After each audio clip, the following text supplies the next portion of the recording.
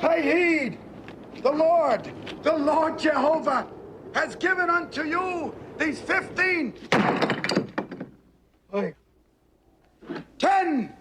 commandments for all to obey. Famous eras of human history get the Mel Brooks treatment. Listen as we chat about which leaves to suck on, a continuity error with Jesus, and when the internet isn't real life. Then we find out if History of the World Part 1 stands the test of time.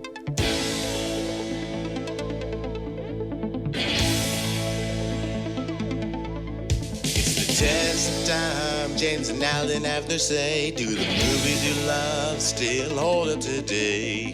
James says Gladiator with a glut.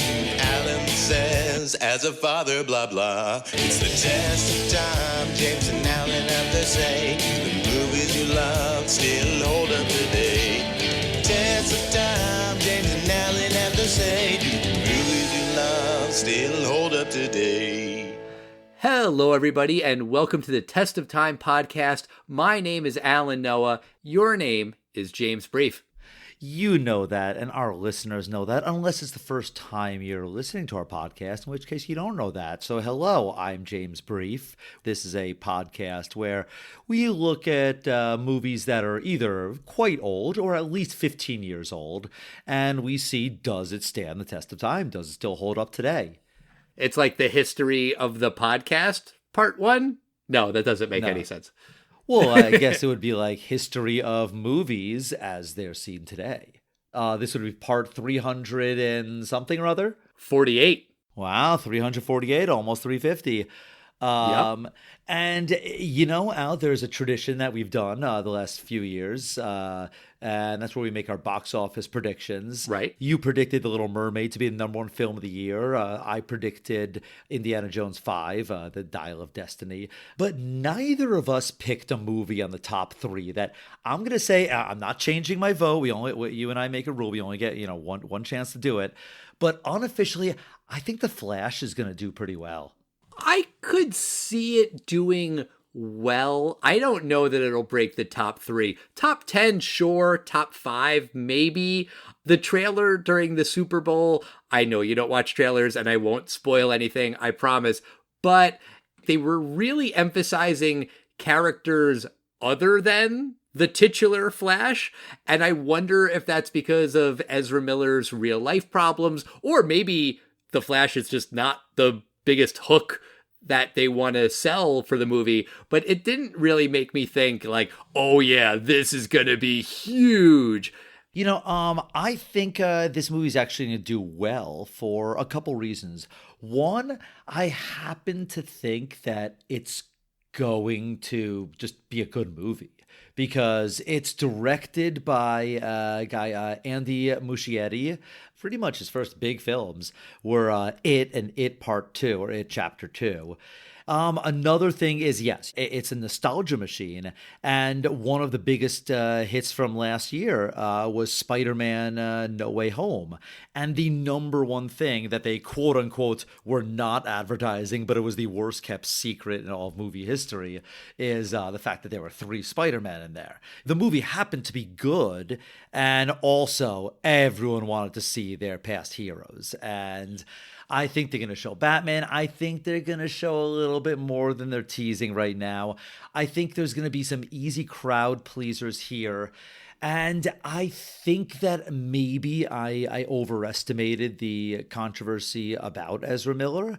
I think while it will certainly be talked about, I think in the end, if it's a good film, I think that probably the film will be successful and will be able to relaunch the entire DC universe. Well, I mean, the DC universe is being relaunched whether this movie does well or flops. It's kind of independent.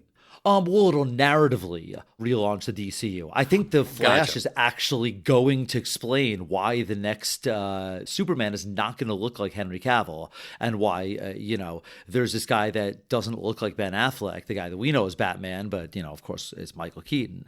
There's a lot of fun to have with that. I think it could be a good film.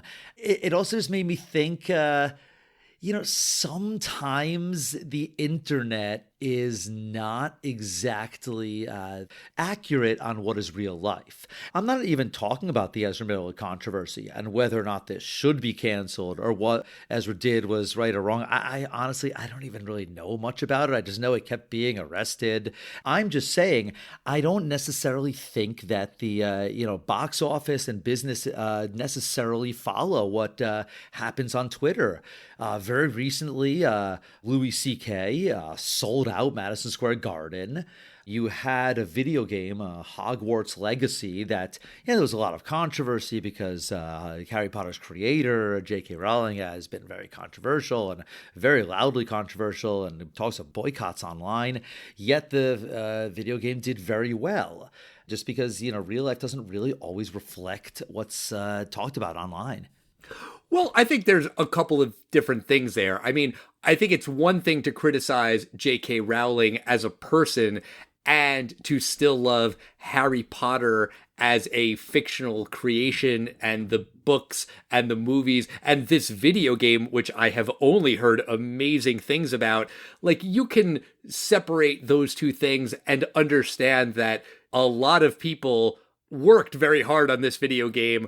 And J.K. Rowling, I'm sure, will make some money off of it if you buy it. I'm sure she gets a couple of cents or a buck or however much, but it's not like purely lining her pockets. And whatever you think of Ezra Miller, a lot of people worked very hard on that movie. So there is an ability to understand nuance. Did you read that thing that came out about the Snyder Cut, where Warner Brothers themselves commissioned this deep dive investigation into the hashtag Restore the Snyder Cut movement that was online? They discovered that this huge trending topic of we need the Snyder Cut, restore the Snyderverse, it was only really a handful of super fans, and they manipulated Twitter with bots and their knowledge of the algorithm and all this shit, basically, to make it seem like this was what the fans wanted. It wasn't like a huge giant movement. It was really just a handful of nerds that were really good at Twitter. Absolutely. And I mean, we've learned about politically the bots from parts of the world that can be, just invading our Twitter space and just riling up sentiment in this country. It's amazing what a handful of people can do. And you really learn that real life is not what you see online. I think there's also just a lag between the people who are really, really good at manipulating Twitter and Facebook and algorithms and all that shit versus the people who make decisions in the news media. Maybe I'm speaking from a little bit of personal experience, but people see something trending on Twitter and they think, oh my God, everyone is talking about this. It's very easy to get sucked into that as a big deal when it's really not. I remember there was a thing I read years and years and years ago about how this one guy was really good at manipulating the Facebook algorithm. And, you can make targeted ads on Facebook. He made a targeted ad just for his roommate. He targeted this one thing to one human being, and he did it as a prank on his roommate, as a gag. Mm-hmm. But if you have sinister intentions, you can do real damage. And those Snyderverse guys didn't cause any real damage in the world, but they got Warner Brothers to spend millions and millions of dollars on a director's cut that didn't really need to be made, that people weren't really clamoring for. That's kind of shocking and amazing and impressive, but in a bad way. I think people need to take the lesson that you're saying of just because you see it over on the side of Twitter and it's trending, that doesn't mean millions of people actually give a shit. Right. If the internet was the real world, then it would be President Bernie Sanders. And I'm just saying, I think The Flash will be popular. I think it will do well because I think it's going to be a good movie. We shall see. But let's talk about History of the World Part 1. This was a movie that we had on the list for a very long time, and now History of the World Part 2 is coming to Hulu. I think it's like 8 episodes over 4 nights or something like that. I saw the trailer for it. I thought it was very, very funny. But had you seen History of the World Part 1? I did. This is a film that I know exactly when I saw this film. My sister, Joanna, she's a friend of the show, she rented this film with her friend Vanessa. I remember thinking this was funny. I only remembered one part of it, and that was the Moses scene, which I thought was hysterical. And I saw it years later, and I've seen bits of it here and there. Yeah, I think I've seen this whole movie through once before. Parts of it seemed familiar, parts of it did not. I was somewhat into Mel Brooks. I wasn't a huge fan. My dad loves Mel Brooks. Like, that's like his kind of jam. And I really love Spaceballs. I saw that movie a million times. I saw Robin Hood Men in Tights many times. But like Blazing Saddles, Young Frankenstein, High Anxiety, I think I've seen all of those once, maybe twice. I agree with you. I've only seen one Mel Brooks film many times, and that would be Spaceballs. And This would probably be my number 2 Mel Brooks film because I've seen it enough times sporadically. And I've never seen his 2 classics. I've actually never seen Young Frankenstein or Blazing Saddles. We will get to those at some point. I've seen The Producers. Which one? The original, not the Will Ferrell one. I saw the one with Gene Wilder. And then those 90s ones, I only saw Robin Hood when I saw for this podcast. Was he involved with the Dracula Dead and Loving It? Yes, he wrote and directed that, yes. Yeah, I never saw any of his other ones. So I would not say I'm a huge Mel Brooks movie aficionado, but I am a fan of Mel Brooks. As a person, yeah, he's great. And this movie, for anyone who hasn't seen it, it's his comedic look at history. There's a handful of vignettes where he lampoons prehistoric cavemen, ancient Rome, the Spanish Inquisition, and the French Revolution.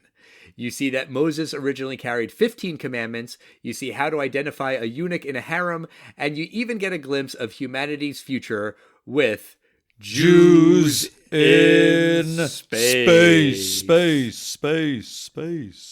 I meant to look it up and I forgot, but you would know. Have there ever been Jews in space, like Jewish astronauts? Oh, absolutely. Ilan Ramon, he was an astronaut that unfortunately died with the fatal Columbia crew back in 2003. So there have been Jews in space, but not flying Stars of David spacecraft. Yet.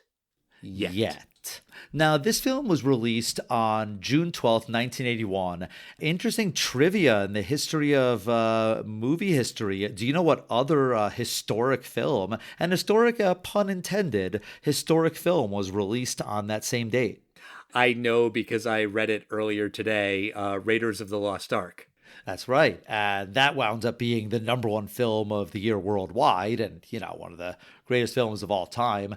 This film opened at number 2. It opened with $4 million, on its way to $31 million. So, it didn't generate enough money for History of the World Part 2, certainly at the time. But I don't know if it was meant to actually have a part 2. But, I think the thing at the end is more of a joke. Yeah, there was kind of like a Mel Brooks kind of gag. I mean, he made a joke years later that he was going to do Spaceballs 3, the search for Spaceballs 2, and he never did that. And there was a story about how someone asked him, what's your next movie going to be? Something big? And the first big thing he could think of was, the history of the world. And then someone said, well, that's a little too big. And he said, okay, fine, it'll just be part 1. And it's also maybe based on this historical book that some guy was writing called History of the World, part 1, and then he was executed before he could write part 2. So it's a gag. It was meant to be a gag. Of all of the things that could get a Lego sequel, this one kind of does make sense. It's like built right into the title that there could be a part 2. Well, also, if there ever was a candidate for a reason to revive something, it's Yes. literally the history of the world. I mean, the source material is endless. So Exactly. it's completely fair game. But the tone of this film really shifts a lot. Like the beginning of the film that starts with the cavemen, and I always forget that it starts with cavemen, because I only know the more famous, Inquisition and French Revolution parts in Rome. But it kind of almost seems like a parody of those old film strips you would see in school, or like PBS kind of things. Like it has the very Orson Welles narration. Mankind used to be this way, then they were another way, and then they tamed fire. It's kind of boring, but the visuals are much more funny than the monotonous narrator. That was a terrible Orson Welles impression, just so you know. Well, I think to do an Orson Welles, all you have to do is do a brain, right? Yes, well, that's what we do every night, try to take over the world. That's Maurice LaMarche. That's the voice actor who does Morbo and Calculon and a lot of voices on Futurama. He also did Orson Welles on The Critic, and I was wondering if they might have him doing his Orson Welles impression in the new History of the World Part 2. I don't know that he is. I haven't seen that announced anywhere, but they could, because the real Orson Welles is dead. If they wanted to have an Orson Welles sound-alike, he would be the guy you'd call. Oh, absolutely. Based on the music that was playing, the score, did you recognize what movie specifically Mel Brooks was parodying? Well, I think it's not only the score, but he's very clearly aping 2001: A Space Odyssey. Right. Did you see what I did there with aping? That was pretty good. That is. That whereas Stanley Kubrick does this incredibly long-winded, but very intellectual silent film where the prehistoric men, they take the bones and they slowly learn how to use the bone into a tool and the hammer, and then he throws it in the air, and then you imply that, what started as a bone over the next 10,000, 100,000 years becomes eventually space station tools. Basically the same thing as the bone, but just a little more time. But Mel Brooks, he's like, and then man became not just animals, but this is how men act. And then suddenly they're just kind of humping each other. They're masturbating. Yes. They're masturbating. I think they just start humping the rocks and stuff. And It's pretty funny. There is a lot of 15-year-old boy humor in this film. A lot of it. I think that's fair. And I mean, especially the cavemen part, it's very set up punchline, set up punchline, set up punchline. It's very, very quick. I wanted to ask you, because this part of the movie features Sid Caesar. Do you know who Sid Caesar is? No, I don't know who that is. So I'm not really super familiar with him. He is considered a legend in the early days of television. And I only really know him because when I worked at NBC, when I was a page, he came on the NBC 75th anniversary special, and it was a really big deal that this TV hero legend was going to be in the building, and they were going to have him on this show. And one of his main things about him that made him funny was he would do these crazy faces, and he would just kind of talk in gibberish. And people in the 50s loved it. They thought he was hilarious. But they brought him out in 2002 to do his bit from the 50s. And he was just kind of standing on stage, making weird faces, speaking in gibberish without any context or setup. And it just kind of looked like he was having a stroke. It was really painfully unfunny. I'm not familiar with him and his history and all of the amazing, wonderful things he's done, but it was just if this guy is a legend, they did not respect his legacy with that 30-second bit. It was really terrible. Well, comedy, with the exception of some stuff, some bits that might be absolutely timeless, occasionally you have a who's on first kind of thing. But, as you could see from professional comics, like they have to change their act. A singer can keep doing the same song for the rest of their life.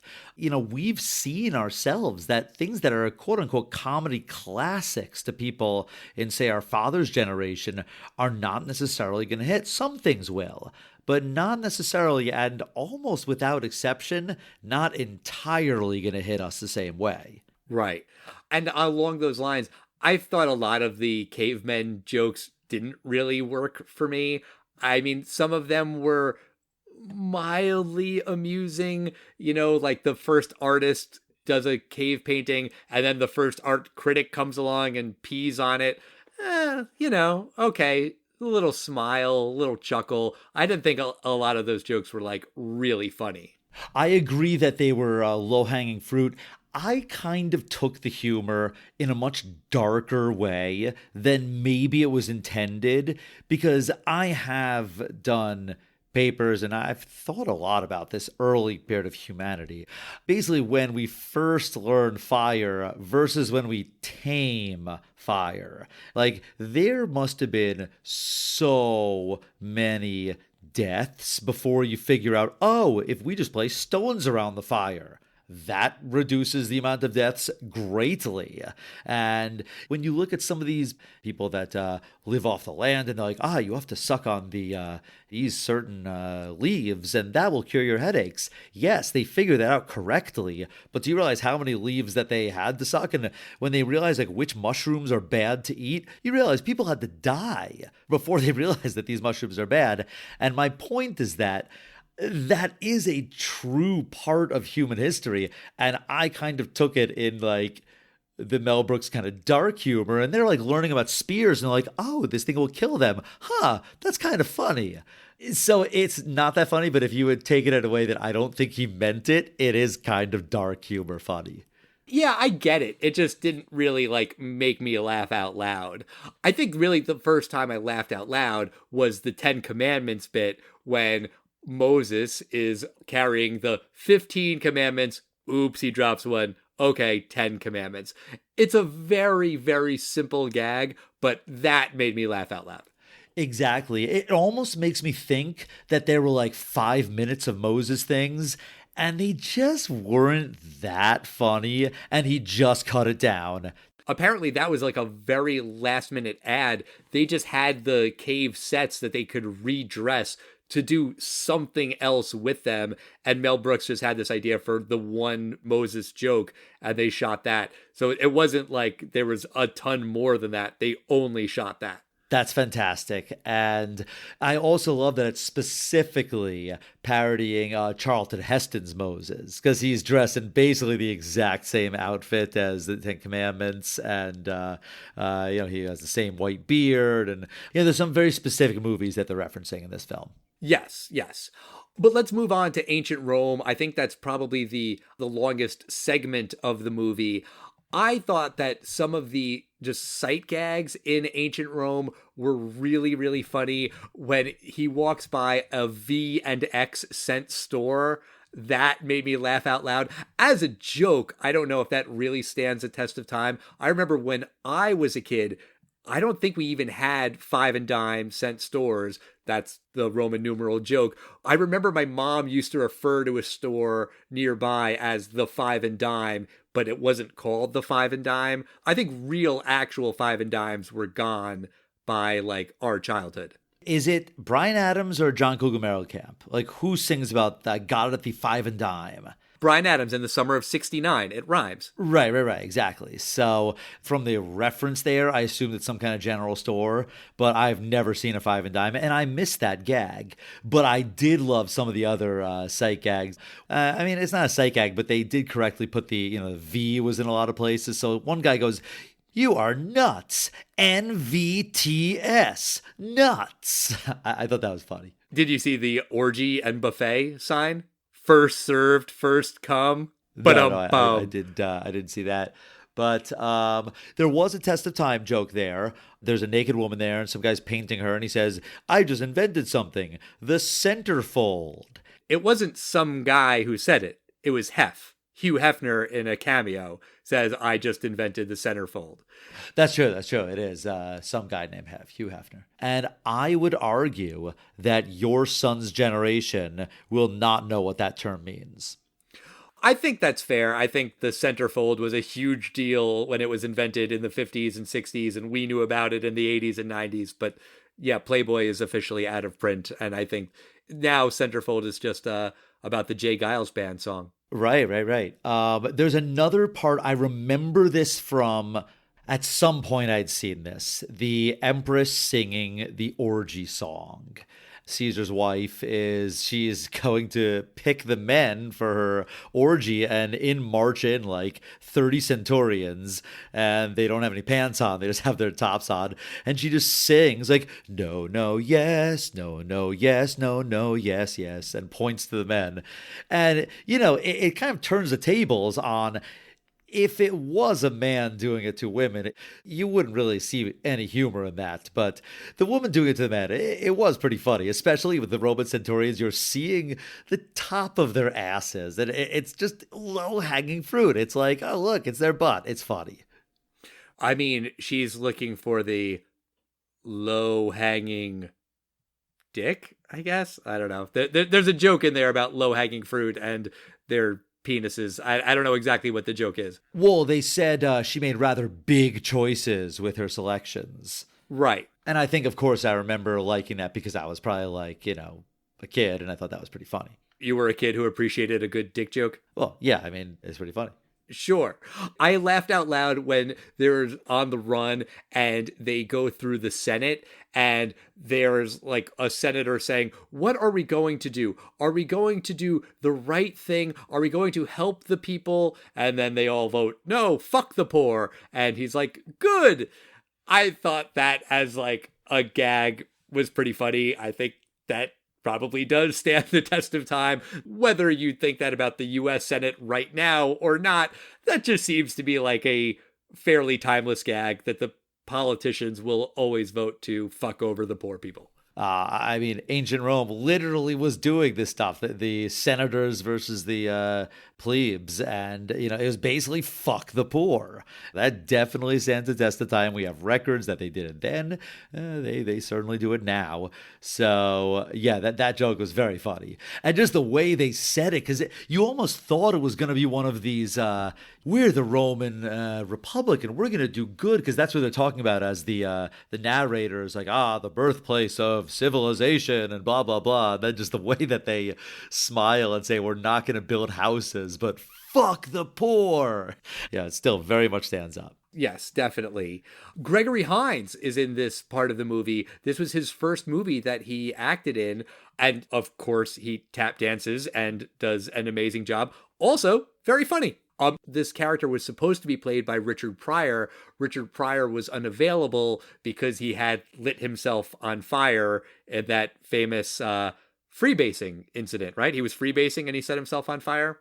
Not only did he set himself on fire, it was a horrible incident, but what should have been the end of him, because he set himself on fire, and it was due to illicit drug use at the height of the so-called war on drugs. That should have been the end of his career, but Richard Pryor turned that into his bit. That became his 80s huge comeback. Yeah, the late Gregory Hines, he was fantastic in this movie. Can you name the other movie we saw on this podcast with Gregory Hines in it? No, I can't. What else has he been in? He was in The Muppets Take Manhattan. He played a roller skating guy. The Muppets. He's on screen for like 1 minute. Yeah. As a kid, there was this one movie that I was obsessed with, and it starred Mikhail Baryshnikov and Gregory Hines, called White Nights, and it was about like the airplane has to land in the Soviet Union and they have to do some kind of ballet or dancing or something. I don't know why I loved it. I think it's because at the time I was also very into Lionel Richie. Say You, Say Me was in that film. But that's why I knew Gregory Hines. I always had a soft spot for him because he was in this movie I loved when I was like 5 years old. Interesting. One other gag that I wanted to call out in ancient Rome that really made me laugh out loud was when they see Oedipus and he's like walking around blind and Gregory Hines says to him, "Oh, hey, what's up, motherfucker?" Get it? Oh, that's very funny. Oedipus, motherfucker. I mean, that's low-hanging fruit, but it made me laugh out loud. And there's always the famous eunuch test. And Gregory Hines, he's trying to hide out, but he's hiding out in front of some eunuchs. And the Roman who's chasing him goes, "Eunuch, eh?" And they have this beautiful woman do like a belly dance in front of all the eunuchs, and they don't respond. And Gregory Hines, he watches this dance, and then the feather on his little skirt rises up. And I thought that was very funny as a kid. Right.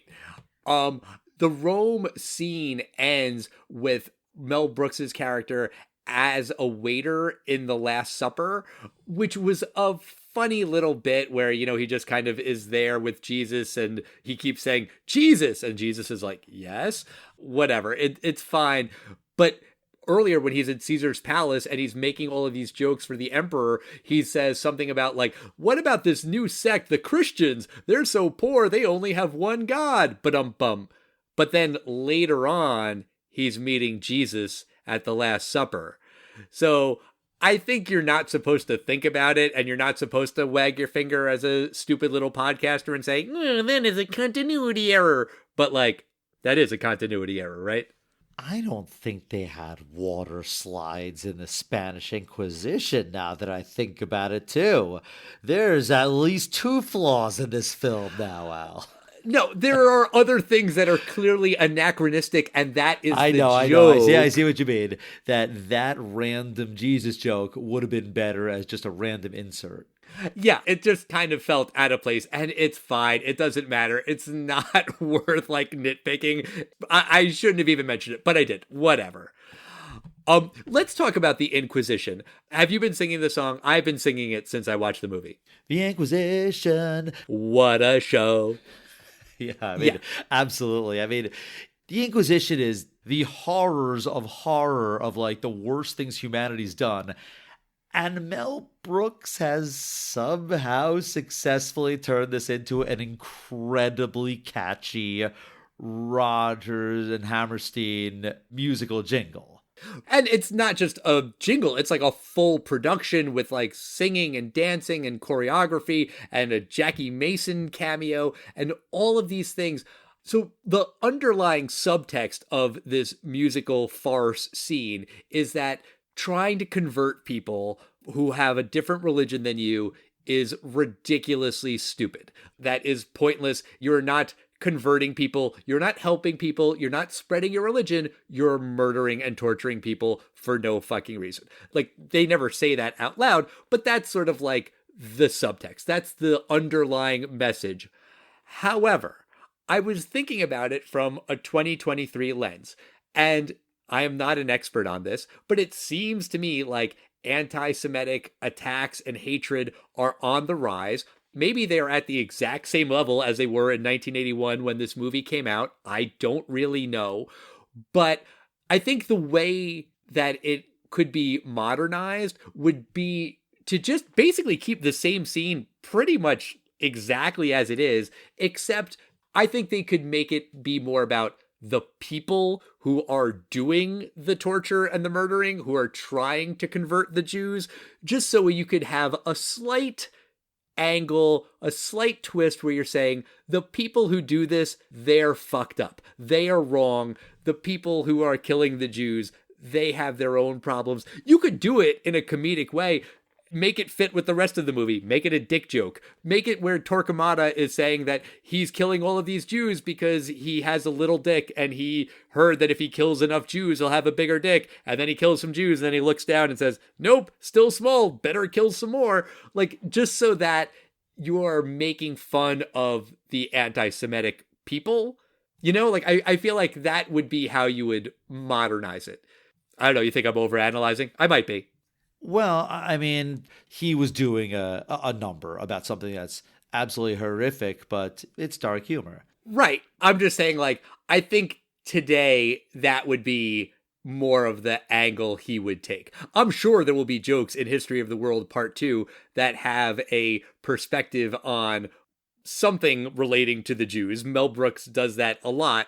I just think what you want to do is make it so that you are mocking the people who are attacking the Jews, mocking the people, not just the institutions of converting people in general. Well, I'll say this. There are Jew jokes that you can make, such as when God says, "Can you hear me, Moses?" And he goes, "A deaf man can hear you, for goodness sake." That's the old Jewish man kind of humor. That's funny. You could go edgy, certainly. There are probably not going to be depictions of Jews being tortured and killed in part 2. I don't think that's what they're going to do. So right. I think more the sensibilities of today, but I think the humor he was going for then was still just like, look at these ridiculous people, what they did. And he's making a musical number. He's the guy who made a musical about a gay Adolf Hitler in the producers. This is his shtick. Oh, for sure. Yeah, that's definitely his brand. All right, well, let's move on to the French Revolution. This is the first time where Mel Brooks says, "It's good to be the king." I know that line from Robin Hood, Men in Tights, but this is the first movie where he says it, and he says it 3 times. Yeah. This is another thing where I watch it and at first I go, oh, this is such disgusting humor because it's funny because he digs his head into a woman's bosom and, he just looks to the camera, breaks the fourth wall and says, "It's good to be the king." Again, looking at it with a dark humor, so many of these noble people, they were such disgusting pigs to the peasant people and the commoners that this is exactly what they did. Of course, everyone knows Marie Antoinette's famous, possibly apocryphal phrase, "Let them eat cake." It wasn't untrue that there existed a palace of Versailles while the people were starving. It's funny to show, they get their comeuppance. Unfortunately, in this film, it happens to be the lookalike that gets its comeuppance. But you got to set up that these guys are pigs so that you sort of support the revolution. Right. Along the lines of they are pigs, when they're like doing the live chess game and then the king says, "Oh, let's all jump on the queen," is that supposed to be a rape? I mean, there's literally 20 people sandwiched on top of themselves. I think if we're talking practicality, I don't think anything is happening on the bottom there. But yes, I do think that this is the king calling for for something like that. There's definitely an assault on the queen, certainly. That's so stupid. Why? Like, just don't have it be a rape. Have the queen be into it. Have the queen say, "Come and get me," or something. Yeah, I get it. They're pigs. Yeah, they're terrible people. That's the whole thing. But I don't know. Is that necessary?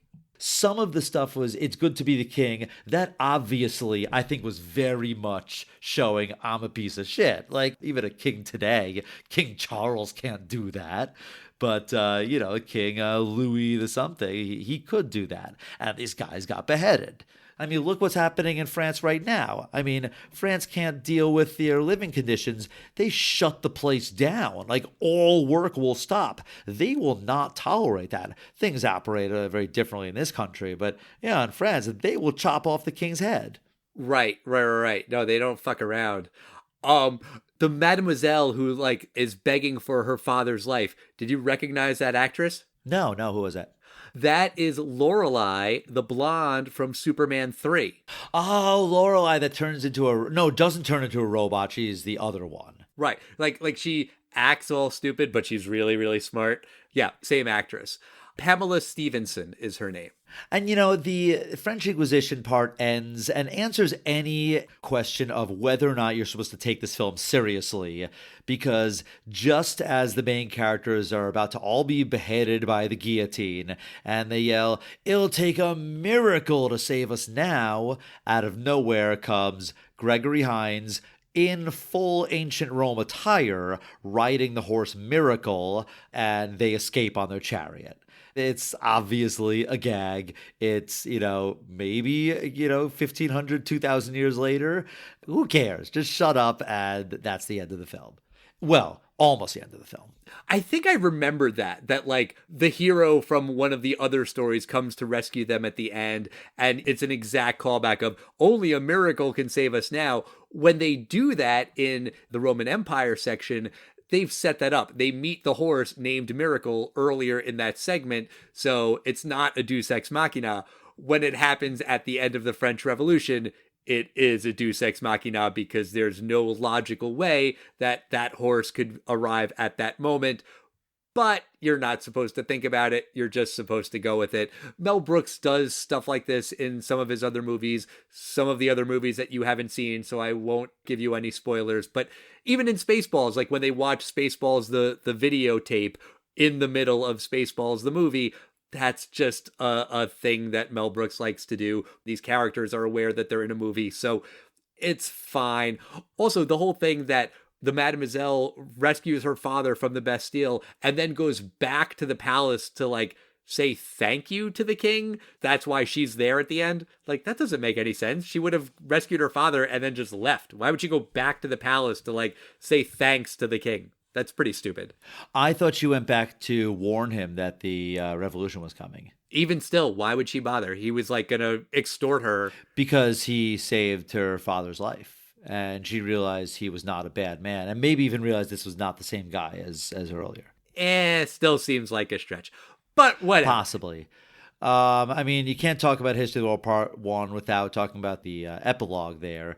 You know, I think it's weird, the three vignettes he chose for the epilogue. Two of them made sense because he chose quote-unquote modern and future things. He chose the 20th century, see Hitler on ice. And that's just, you know, instead of Hitler on the move and, you know, the end of, Berlin 1945, it's literally Hitler skating around on ice. So there's the gag there. But then he goes back 1,000 years to a Viking funeral, which I thought was weird because he had already done the early 19th century with the French Revolution. So I thought that was kind of weird to do. But then, of course, he ends on, we mentioned earlier in the podcast, but Jews in space. And you have to put a little Star Wars reference in there. And it's kind of funny. And Jews in Space is basically the same song as Men in Tights. He recycles the song. It's pretty much the same thing. Also, like, that space theme very much sounds like the Spaceballs theme, I thought. Yeah, it is very similar. The pew, pew, pew. So that's History of the World Part 1. And, you know, who knew 40 years later they'd be working on a Part 2?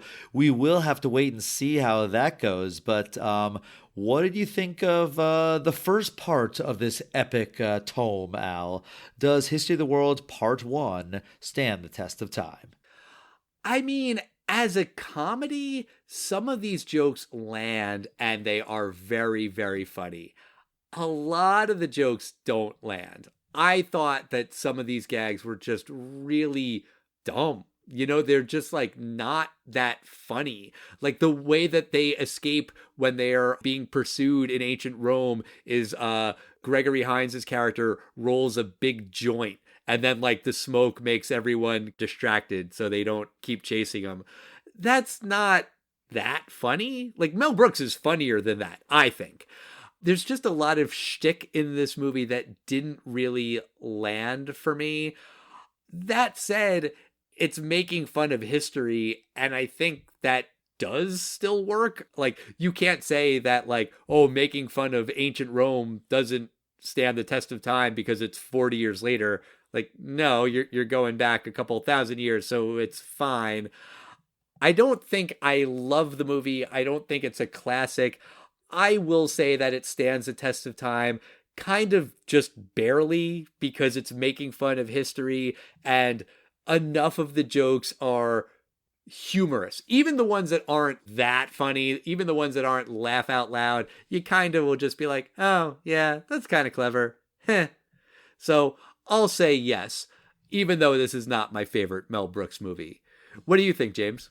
I loved Mel Brooks from Spaceballs. So when I saw History of the World Part 1, I do remember being somewhat disappointed that it was not the, bam, bam, bam, hit after hit that Spaceballs is. And I agree with you that it has funny parts. There just really aren't enough of them. There's some stuff that I would say is quote unquote politically incorrect, but I would say they're all within the realm of, Mel Brooks, and that's the kind of humor he does. There's one joke about marriage in The Caveman where he goes, "This started the first marriage, which was followed by the first homosexual marriage." For the heterosexual marriage, he hits the woman over the head and drags her into the cave. And then for the gay marriage, he hits a man over the head and drags him into the cave. It's the same exact gag. Right. I was cringing for something that was going to be like, oh no, don't do an 80s gay guy joke. But no, it wasn't bad at all. It's just a lot of penis humor and the Moses gag. That's hysterical. I really think in this case, you could probably just go on YouTube and watch some 5-minute The Best of History of the World Part 1. You're going to get all of it there. And I'm going to kind of judge this one, not on Do's an Ancient Rome parody stand-up. I'm going to judge it more on, I just don't think the movie is very funny, and I don't think I'd recommend this film. Someone who has not seen this film, I don't think the next day they're going to be like, James, oh my God, thank you so much for recommending that film. I don't think this one really hits. Hopefully part 2 is a little more broad in its humor, not just like a little, sexual puns. But for me, it just wasn't that funny, and I'm going to say it does not stand the test of time. It's really hard for me to argue with you. I very easily could have said no. I kind of don't know if I was right to say yes, to be honest. I feel like it was just barely a yes, but I can't really argue with you on this one. Are you going to watch the sequel show right away? It's vignettes, so it's so easy to just watch a little bit of it. But if the first one or the first 2 are not funny, it's going to be hard for me to find that, episode 4, third vignette that is absolutely hysterical. So I hope they edit it well to hook me in the first episode. Fair. I think there's enough really funny people involved that it's gotta be funny. Honestly, if it's not, with all of the amazing talent that they have, that would be kind of shocking, actually. You have Nick Kroll, Wanda Sykes, Ike Barinholtz, Pamela Adlon, Danny DeVito, Rob Corddry, Kumail Nanjiani, Sarah Silverman, JB Smoove, Taika Waititi, David Wayne. There are some big, big names in this. If they fuck it up, I would be very, very disappointed. But that's going to do it for us this week. Next week, we are going to be talking about our very first Wes Anderson movie, Wes Anderson's very first movie, Bottle Rocket. Have you ever seen that movie, James? No, I've never seen it. I've seen some Wes Anderson films. I have not seen his entire catalog, but I'm looking forward to seeing this one. And is that the only Wes Anderson film we'll be covering? No. For episode 350, we're going to do Rushmore, which is a movie I've really, really, really wanted to do on the podcast for a long time, but I felt like we couldn't start with Rushmore. We had to start with Bottle Rocket. So we'll do those 2 movies back to back for episodes 349 and 350. I've only seen Bottle Rocket once many, many, many years ago. I'm looking forward to rewatching that and then watching Rushmore the following week. So as always, we want to hear from you guys. We are at Test of Time Pod on Facebook, Twitter, and Instagram. Let us know what you think about Mel Brooks and the history of the world and the history of the world part 1 and part 2 and what should be in part 3. I don't know. I assume it's going to end with the preview part 3. I hope it does, which they never made. They also could do Jews in Space in part 2 if they wanted to do a Marjorie Taylor Greene joke about the Jews space lasers. Or maybe that's too obvious. That might be too obvious. I think they're going to do some reference to Jews in Space. I think that would be criminal if they did not make any reference to it, specifically previewed as being part of part 2. You get Seth Rogen, you get Sarah Silverman. There are certain comedians in Hollywood that would be super into playing a Jews in Space role. Very, very possible. But all right, we'll see you next time, everybody. Bye.